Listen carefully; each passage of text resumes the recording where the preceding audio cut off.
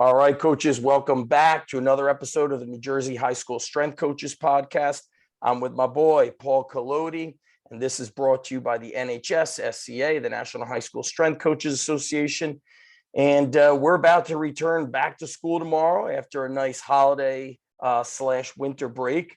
And Paul and I are going to discuss some of the stuff we did over break, as well as some X's and O's training that we're going to incorporate program design wise, because there's no breaks coming up. I mean, I think we might have, I think President's Day might be a day, but we'll probably still, schools might be closed. I think we have Martin Luther King Day. So we don't have any breaks coming up. But speaking of breaks, you and I took our winter break off, which normally I actually will travel somewhere with the family. Last year, I think I went in like a day or two, but this year, my wife and daughter traveled for tennis. I was up in the air of going with them, but I took off from coaching at the school. The sport teams had a lot of tournaments going on, and we've been training like crazy. So I actually felt like them getting out of the weight room would be a good mental break from crazy Avanesh. And I also didn't coach at my private facility. I paid my guys to cover extra. And I'm telling you, man, I needed the break. I've been coaching. I started in 95, but I got kind of full time into the strength and conditioning around 02. So we're creeping up on about 20 years. And I know a lot of coaches that, especially in the private sector, they last a few years, maybe 10 years, then they can't stand coaching anymore. They hate it. So it's important to give yourself time off. So what about you, Paul? What was this holiday break for you? I got to tell you, somebody asked me, what does the NHSSCA bring to you as a person? And one of the things it's brought to me is talking to guys like you and some of the other, coaches from across the country to learn how to take days off, to learn how to actually step away. I think it was Coach Schrock we were talking about, where he said the kids don't even care when he goes away. Yeah. He comes back, they're like, stay on vacation. Yeah, I took the whole week off for the first time, I think, ever. Closed the weight room completely and took my son to a kicking camp down in Orlando. So we drove. Oh, nice. So I was thinking of, it was like Christmas vacation. It was vacation going out to Wally World. So it was awesome. It was 83 degrees. I was texting with Coach Kurtz down there saying, what's up with this weather? We were only like 15 minutes from him. Yeah. And it was fantastic. So what was I going to say? Did you stop in like Georgia on the way down, or you drove straight? We did. We stopped in Savannah. We always stop. Where did you go in Georgia? Where did you go? What do you mean? Like when I stayed there? Oh, when I spoke years ago? Was it Santee Island or something you went to? Oh, we went to South Carolina, Kiowa Island. Kiowa Island. Yeah, which is beautiful. So, that's also about like a 12-hour drive, like going into Savannah. Mm-hmm. Savannah's beautiful. Yeah. Yeah, we stopped. Well, it was just outside of Savannah. Got a quick hotel, got up in the morning. We were going to go to Universal, but we couldn't get tickets. They're in a little bit heightened COVID as well down there again. So drove right to the Daytona Beach, drove on the beach and walked around for a couple hours. That's right. It's in the water. On December 28th, the water was warm. It was 80 degrees out. I'm like, yeah, this is absolutely worth closing the weight room for right here. Listen, you need it. Your mental health, your physical health. Those of us that live in the Northeast, that we don't get the sun for 5 months, 6 months. Yeah, you have to give yourself these times to go away. And I don't know. I look at how when I was at the Division I level working with wrestling, I couldn't go away with my family during the winter break, which is the Christmas time. And I also couldn't go away. I don't think too many schools or any schools do this. In mid-February in the town we live in, Manasquan, they do a midwinter break. So they would also go to Florida. So I was missing 2 family trips. And I remember saying to myself, like, man, if I'm going to miss this, I need to be paid some life-changing money to miss these opportunities with my kids growing up. So same thing with November when we had the teacher convention week. I just shut it down. And when I did the interview, they told me I'm on the teacher schedule. When school is closed, you're off. And that was a deal that sealed the deal for me. Now, do some coaches ask me to come in over break and start training kids right on after the last day of school? Yes. And now that I'm, quote unquote, older, I have no qualms saying, listen, I'm here all the time, nonstop.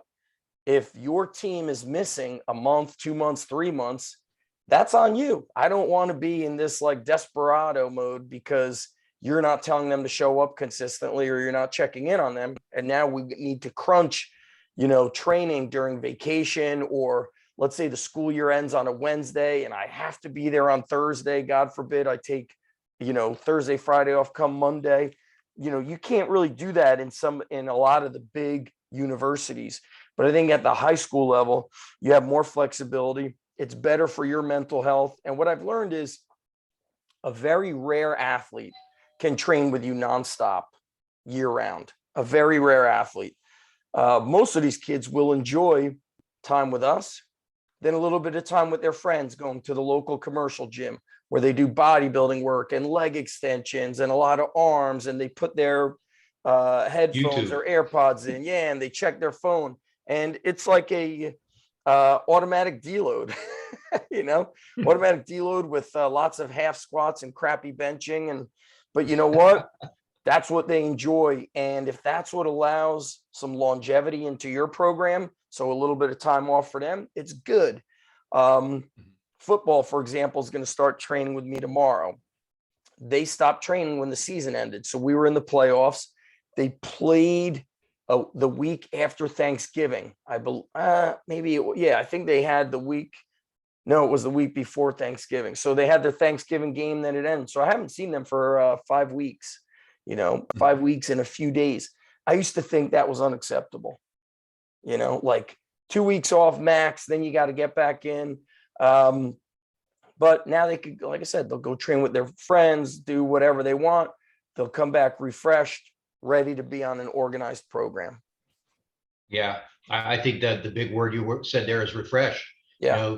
I tell the kids your body needs to take just a deep breath every once in a while, and that week or 2 weeks or 3 weeks is a great way for their body. And the kids will text me or email me, Coach, what should I be doing? I say, live life. Yeah. Go do stuff. Go for walks. Go play frisbee. Go have fun. Yes. You know what? You want to go. The field's open. You want to go to the field and run around and run some routes and not have anything that's really, just organized. Go nuts. Have fun with that. You want to do some push-ups? Do some push-ups. Pull-ups, or like you said, they go to their local gym and curl a heck in the rack. Get in the rack and start curling. Let's go. Curl in the rack. You want to set off the lunk alarm? Up. Yeah, set off that lunk alarm. Get crazy. I think a big takeaway for our young coaches watching is live your life, man. You're going to have the rest of your life to do whatever we do. And I think you can do it longer, especially what we do with the amount of stress we have and everything else. You'll be able to do it longer if you take those breaks and let your body just recharge every once in a while. Yeah. And, when I actually learned this, I remember the day and the time. It was the fall of 2009. I'll have to look back because we recorded training footage. But Joe Ken, Big House, was coaching at Louisville. They were playing Rutgers. Joe and I were on the Elite FTS Q&A. He sends me an email, Zach, how far are you from Rutgers? We're playing Rutgers. Oh, I said, I'm like 12 minutes away. So he said, perfect. So on a Friday, I called out sick. I was still teaching. It may have been 2008. I'll have to look it up. He brings his coaches, his whole staff, and they lifted at my gym at the first underground strength gym. Yeah, we had a great training session. Then we went to a diner up the street, and he was telling me, I don't know how we got into the conversation or what spurred it, but he said, listen, most of these kids don't love lifting. I said, what? Mm-hmm. He goes, yeah. He goes, they're here to play football. He goes, they don't love lifting. He goes, they'll never love lifting as much as you do. And I didn't get that because I had been in the private sector. I had never coached at the college. I wasn't, there was no private high school strength coaches. If there were, they were in the private schools, and they were working like only with football, so football always kind of wants to be in the weight room. But I thought it was interesting when he said that. And I remembered, like, okay, I got to really make this fun. And those early days of the underground strength gym, I attracted a very unique athlete who was very tough, very work ethic oriented, committed. The parents were supportive and also tough at the same time. So it was like in my own little world and not really realizing it. And so that's why I give freedom. Even like at the end of a training session, our training sessions are 45 minutes. The last 7 to 10 minutes, I always tell them free time, or I'll say arms or curls and push-ups or carries and curls. So maybe I give a little guidance or I give freedom. What does freedom allow them to do? I'll see kids doing lat pull downs, seated cable rows, leg extensions, leg curls. I also see kids deadlifting extra. I'll see kids benching extra.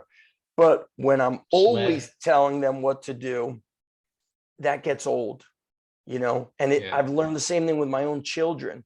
You can't say, do this and super box rigid. There needs to be freedom, exploration, some FIO, some figure it out.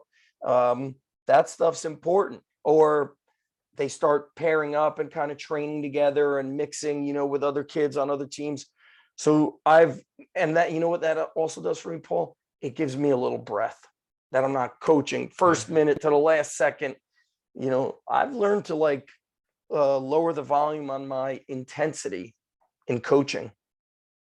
The art of coaching. I love that time because you get to see the kids smiling, and not that they're not smiling when they're working out, right. But they're intense. Sometimes they're as intense as you and I are. But then you give them that 7-8 minutes. I know I have a sheet from Garrett from the first Northeast Regional at Coach McKenna's place. During his talk, it was the gun show, or a little extra gun show. Yeah. So I pulled that off his PowerPoint, and there's one called Dirty Jersey on there. They all have names. There's one that's called the 777. What is 21s, it? 21s? Like the 747. No, it's 747. But I throw it up on the board, and the kids are going crazy. And I know you don't let me use baseball army, so we're the baseball battalion. That's right. And they'll look at me and they'll just finish their last superset, and they'll look at me and they'll say, "Coach." I'm like, "Heck yeah!" They roll their sleeves up and they get at it, and it's just fun. And that's the time you hear them talking, not just about sports and about about baseball, but they just have fun, and they're kids. And at the end of the day, they're kids. They're 15 to 18-year-old kids. Gotta have fun. Let's talking about fun. I know this is off topic, but tell me about the stuff that you did. You had a couple of different events for December and for Squatober. Oh, yeah. What are some of the things you did? Yes. And they emailed me about it, and I think it's like I'm getting slammed on emails. So Squatober, Sorenex runs Squatober in December, and the kids were following it somehow, some way. I started posting stuff on the Instagram about Squatober. So I reached out to Sorenex, and I'm partners with them, for my gym and with my podcast. So I've been working with Sorenex. I bought my first squat rack from them in 2003. And I came up with this idea because I've been running fundraisers ever since I opened my first location in 2007. And I always did one for cancer. And then when I opened my location in Manasquan, I don't know if I'm here 9 or 10 years. It's such a blur. I started doing another fundraiser for different military foundations. So I reached out to a buddy of mine who's a former SEAL. And I said, hey, what's a great Navy SEAL fundraiser? Because I've seen a lot of them. And what I know from some of these military and also cancer foundations is they get so big and they have employees that, let's say you raise $1,000, sometimes only 15% actually goes to that military or to that cancer. Wow. Right. And so I needed to find something that was like kind kind of my philosophy, like running my gym, is like low hassle, high profit. Who's got something that's going to like all the profits go? So he told me the Navy SEALs Fund. And so I reached out to them. It's a very small, group, and it's all volunteers. So 99.35% goes to the Navy SEALs and their families, Gold Star families. So, I don't know if I did it great, but we did Squattober all month, different squats every week, front squat, back squat, Zercher squat, pause squats. Here and there, I would allow an upperclassman to work up to a heavy single, but that was very rare. But just a lot of squatting. The last day of October was like really testing yourself, trying to beat a record on any squat you wanted. And so the last week of October, I collected donations for the Navy SEALs Fund, but I was priming them up all month. I incorporated into I have one phys ed class. We would do a body weight 1 minute squat every phys ed class, which they hated. Nice. Yeah, they hated it. And it's kind of sad, to honest. Like, you look at those old phys ed videos, and I have seniors. And when I was hired, I like to be transparent about stuff. The way they made it sound was I would be pulling athletes out of my phys ed class and taking them to train them. But then some of the athletes didn't want to go. Non-athletes did want to go. Other teachers that weren't, phys ed teachers that weren't sport coaches were, I think, kind of like upset that they would have some of my kids, even though I took some of their kids. So it didn't really work out that hot. So now I've got seniors, which seniors are pretty much checked out with phys ed. It's kind of like not good. And even trying to give them the opportunity to use the weight room. Like one of our members, Rob Orick, over at Rumson Fairhaven, he created the choice, the option, where every day the kids could do the sport, the strength and conditioning, or a meditative yoga type activity.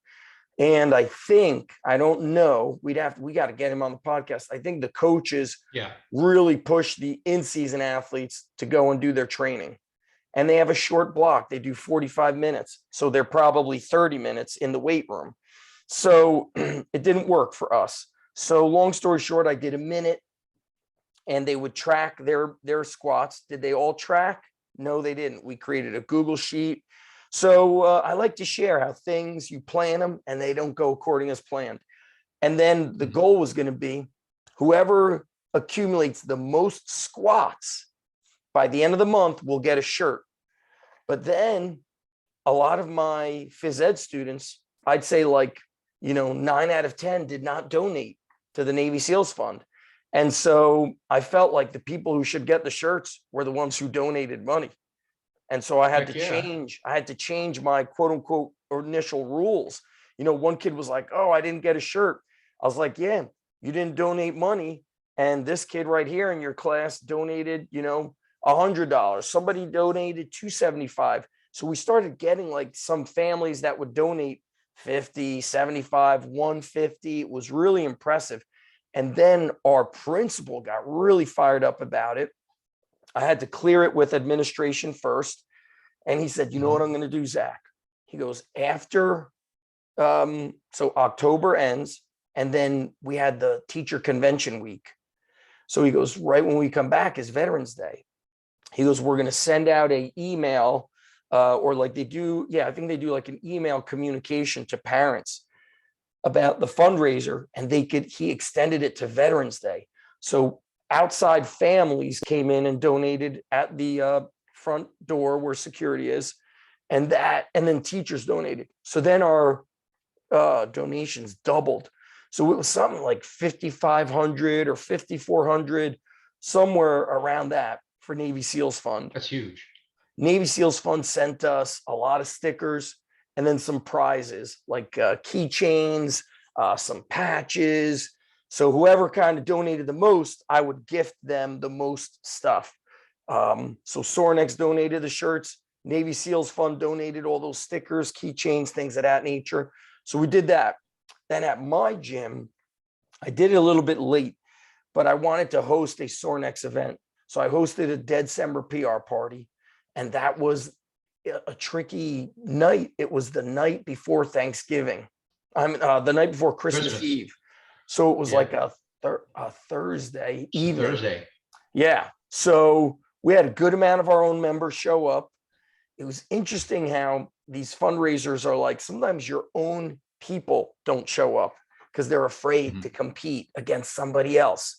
You know, Coach McKenna used to bring an army of his boys, like 25, 35, 40 plus kids. His, Notre Dame was like taking over the underground every time. Then I would like get him Yeah. at the desk to organize because he had that deep, loud voice. Like when he spoke, it was like, being a DJ and like the record comes off, people stopped and listened. So having him there was such like a presence. So we had a good amount of our athletes show up, not a ton, not as many as I wanted. It was also, we have a lot of wrestlers, which made it difficult for them to show up because they had a tournament, I think the 2 days after Christmas, blah, blah, blah. Yeah. Some of our kids brought friends. Some of our kids asked teammates who train at other gyms. And it's like, God forbid they come to a fundraiser, because unfortunately, some gyms, they're so like closed-minded, they don't even allow kids to travel to another gym, And that's the thing that always kind of was like tricky about our guys is like, when somebody else is holding an event and I try to get them organized, they're so like afraid and come up with a million excuses. I think I need to do what McKenna did, which is Coach McKenna would get in his car and say, you 5 are in my car. Then another parent drove and another, senior drove. And they just said, this is what we're doing on this day, period, end of story. And so I didn't do that thing fancy at all, just deadlifts. And then you donate at the door, no minimum. Like, you want to donate $1, go for it. Somebody donated $300. One of the kids, wow. I train these twins, dad donated $300. Some people donated 20, 40, 100. And then I got sponsors.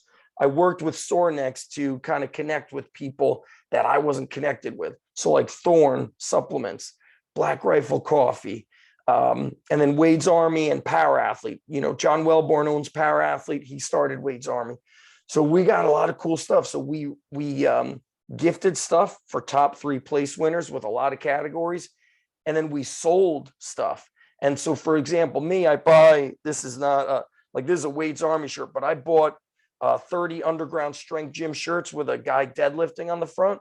And then I sell them. But I never be like, well, it costed me $10 a shirt, so I'm going to take, every penny that comes through the door, we donate. So we donated to Wade's Army. So I think a fundraiser could be easy. You could do a bench press repetition challenge, with 2 different weight classes with, boys, girls, or 2 different age groups. It's so easy to run these fundraisers and do good. And I did something like this last spring with football, but no donation, just kind of like the strongest man of South, we called it. Yeah. Yeah. Fun. You definitely got me thinking. I was really close to driving down because I've been deadlifting for December and jumping in on your PR party. Dude, you would have been one of 2 in the Masters. There was only one other guy in the Masters. And we did, the only group that did straight bar deadlift was men's open, which means you've graduated high school. So women's open, age over 16, high school, all the high school and the Masters did trap bar. I keep it safe. Yeah. So let's say it was a bench press challenge. I would just have them, rep out. Let's say if you weigh under 165, you're going to bench 165 for reps. If you weigh over 165, you'll bench 185. Like, I do simple stuff that like has a lesser chance of an injury. Yeah. Yeah. That's it. It was good. That's how you went into the winter break. So let's talk a little bit about, now the break's up, and we're going to be grinding a little bit. I hate to use the word grind. I actually rarely use it, but we don't have a day off. I know you're talking about President's Day and everything else. We don't have a day off until the spring sports starts. So it's 2 solid months. And this is where we got, like you were talking about before, we got to be creative. We got to make it fun, because the kids we're going to expect them to come in, 3, maybe even 4 days a week, depending on their sport. And We want to keep the flow coming in nice, and kids getting stronger and not hurt, and keeping their interest. What are some of the things you're going to do this winter? So football will start training 4 days a week. Normally, I really only like to train a team 3 days a week in the off season, but they like to go Monday through Thursday. It's makes it simple. The coach likes that. They always did it. They have Friday off and the weekend to do whatever they want. So Monday through Wednesday is day 1, day 2, day 3.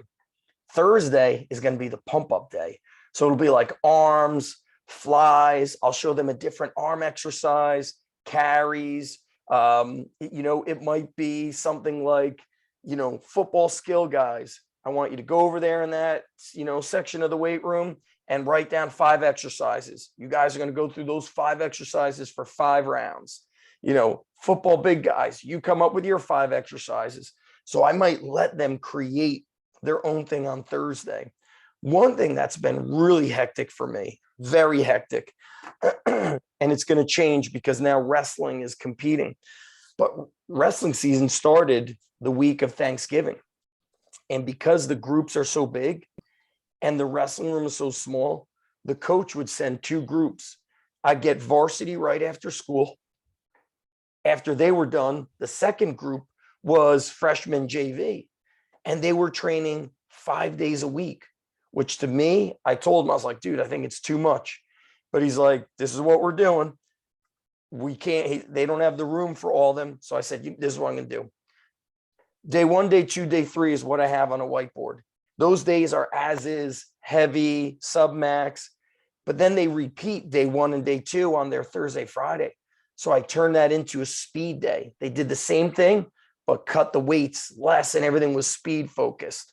And I also, like we said earlier, the last 10 minutes, let them do arms. And I overthink it. I'm like, oh no, their arms will be too tired for wrestling practice, blah, blah, blah.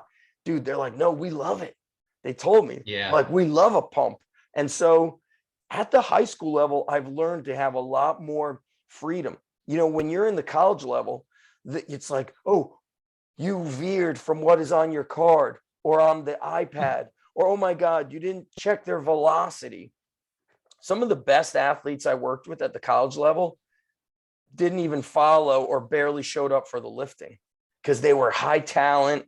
They didn't want, it just shows you, like, at the high school level, we're not trying to implement full-blown triphasic. We need to teach technique, build muscle, strength, speed, athleticism, confidence, have fun. And like Coach Sco said, 6 or 7% of your kids are going to compete in college. So don't build a program that dismisses 93% of your athletes. Yeah. What about you? What are some thoughts you have for this coming into the new year? We went into the winter. We did our 3 phases of APRE, the light phases of APRE. So that's auto-regulated progressive resisted. Yep. So the kids, they do 2 light sets, and then set 3 sets the bar. So however they do in set 3 determines the next set. So if they do really well, they can add weight to their next set. If they do average, they keep the weight the same. If they don't do so well on that 3rd set, they actually have to take weight off the bar. So getting to understand that. And then the next set does the same thing. They do really well again, they add weight. They do average, they don't add anything. So the kids get to figure that out. And now they're counting reps for each other, because now it means something. It's not just the weight and let's go, let's just, see how many you can do. And then we implemented the PR bell again, because we haven't used that in so long. So you go, say it's APRE 6. APRE 6 is the middle of the road for the 3rd set, like we talked about. If you do 8, that's a plus 10. So it was 8, 6, and 4. So 8, we took away 2 reps every set and then added a little bit more weight. Yeah. So if they did 8, 6, and 4, that's the top of the guide. That automatically increases their max by 10 pounds for next week. So they get to ring the bell. It's a PR. Anything less than 8, 6, and 4, all right, that's okay, but we're going to work towards keeping your max the same and hitting that again. We did a 12, 10, and 8 on our APREs right before we went on break. Now we're going to do the heavy ones, 6s and 4s before we go into our spring sports. So we do 2 weeks at each level. So it gives them a chance. If they miss, they can still get it the next week. So I like it. I like it's pretty fun. Two things about it. I like that it's teaching them how to train, because for people like ourselves and most high school coaches, you don't have an assistant. By the way, I have guys interning at my Manasquan gym, and I filled out paperwork for them to be volunteers. I told my Nice. AD, I said, I have sometimes 100 kids in the weight room. So I'm filling out a volunteer form. They got to go through a background check and everything, which is great. So I like that kids learn to train, because I share this all the time, but for our new listeners, one of the best pieces of advice you gave me is you said, Zach, when you're in front of the kids, tell them, I'm not the only coach here. You must coach each other. So you're never standing watching your training partner kind of blindly and not giving feedback. If they're not squatting all the way down, you say, Paul, rack it, let's go lighter and let's get lower. Or, hey, that your back was not flat, you got to go lighter. That set does not count. That's a no rep. So to me, that was important. Also, I love, sometimes I'll program stuff, it'll say 10, 8, 6, 4, 2. I'll just chop it by the twos, add a little weight, or I might tell them, you might only add weight every other set, especially if you're a newer lifter, like an underclassman. That stuff builds muscle. And I've gotten back into more of these moderate rep ranges. I do love 5x5, 5x3. Sometimes I'll do stuff like a 12x2 dynamic effort work. But at this age, it's okay to do 4 sets of 10, 4 sets of 8 to 12, even if they're not squatting that heavy and it's the off season. Get them to do some moderate reps of squats. It's going to build up their leg strength. They can't go as heavy. Yeah. They got to get the depth, but I like those. And I program for my private gym on like Saturday or Sunday for the week ahead. And I remember like doing that kind of like 4 sets of 10 squats, and kids got busted up from it, because we're always doing 5x3 or, 7x2, kind of going like that heavier weight, 85%. I was like, man, we got to get some repetition work back in here. So that's what I also like about this high school level, Paul. You can really mix it up, because everything works if they're working. As long as technique is in check, everything is going to really work well for them. That's the APRE. It's a 10, 8, 6, and 4. The 12 that we started with was Kevin Vanderbush's 12. So when he does his program, he goes 12, 10, 8, 6, 6, 4, 2. And so we started with the 12s, and the same thing after the 12 week, it's just 3 sets of 12. And I give them an ideal percentage where they should be, but I said, you can play with that based on how you're feeling.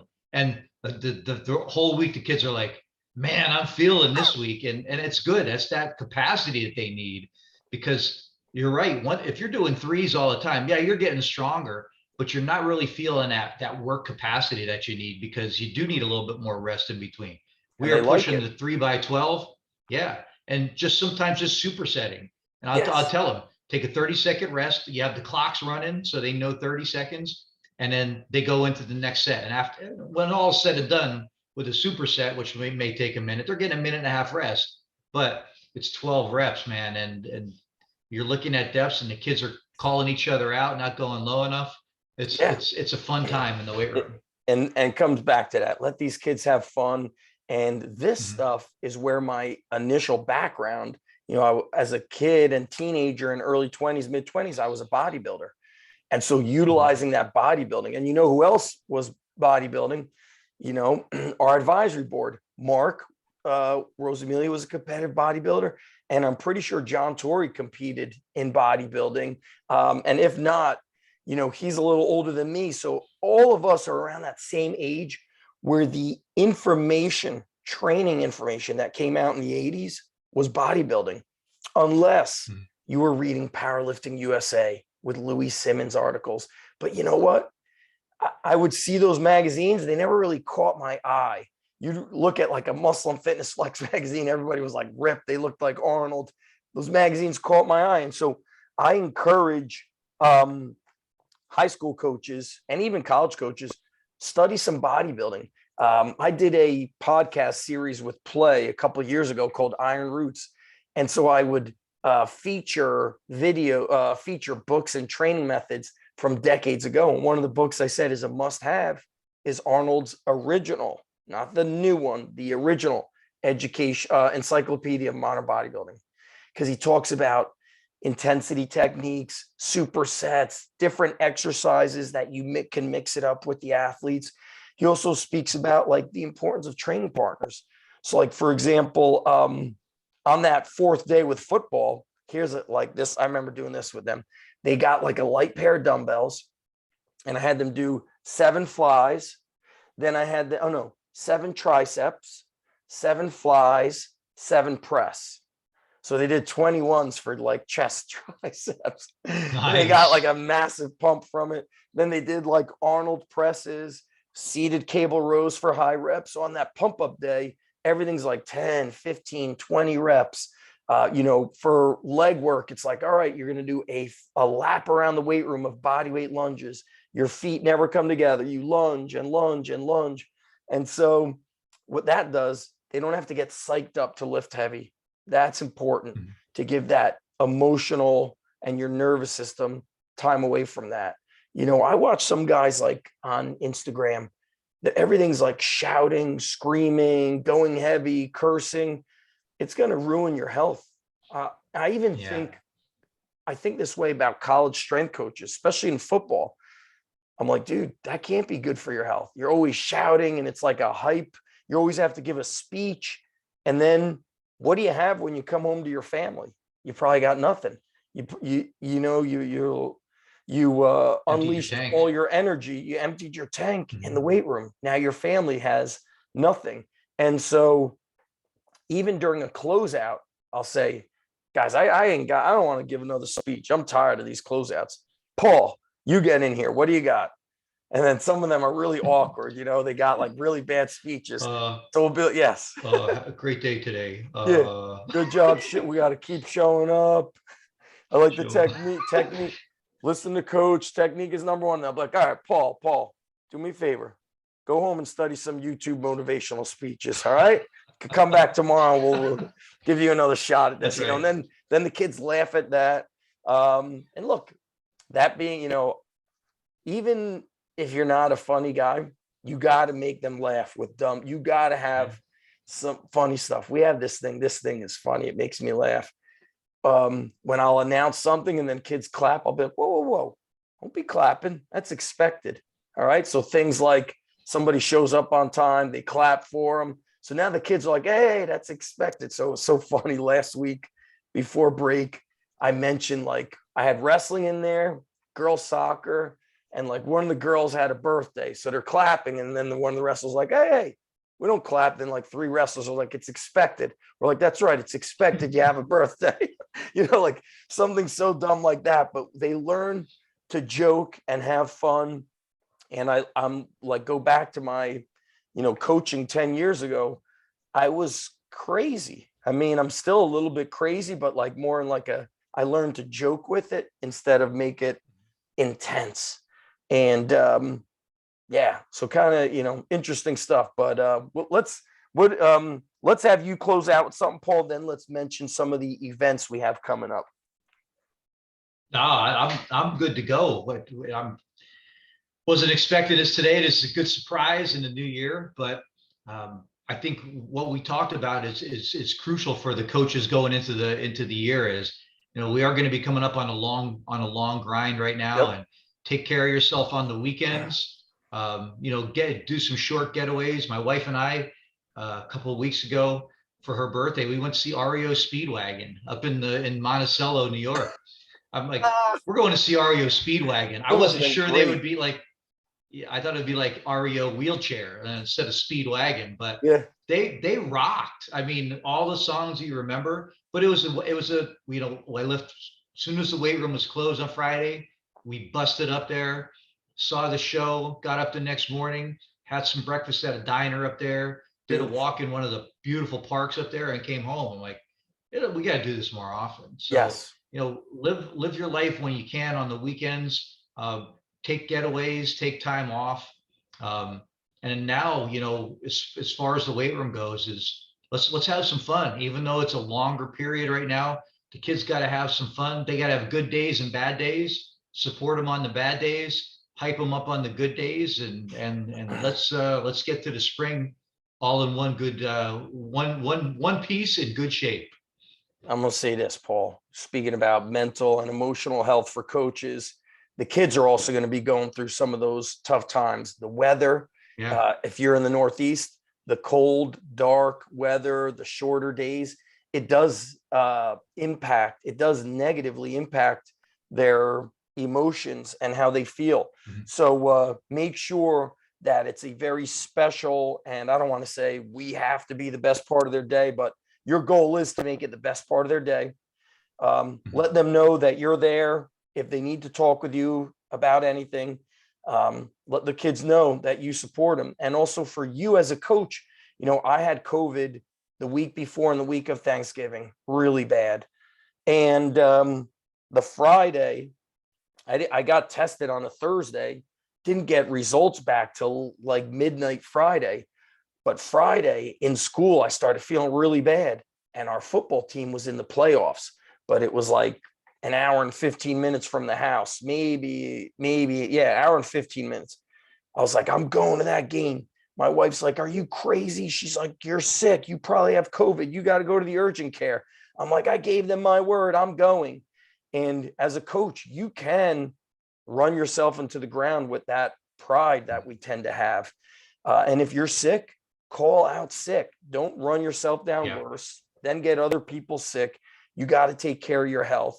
And speak to the kids outside the weight room. Go take a walk through the cafeteria, pop in on them during study hall, or in our school, we call it advisory. Check in on them, see how they're doing. Make connections outside the weight room so you're a common, familiar face that they feel comfortable around, not just in the weight room.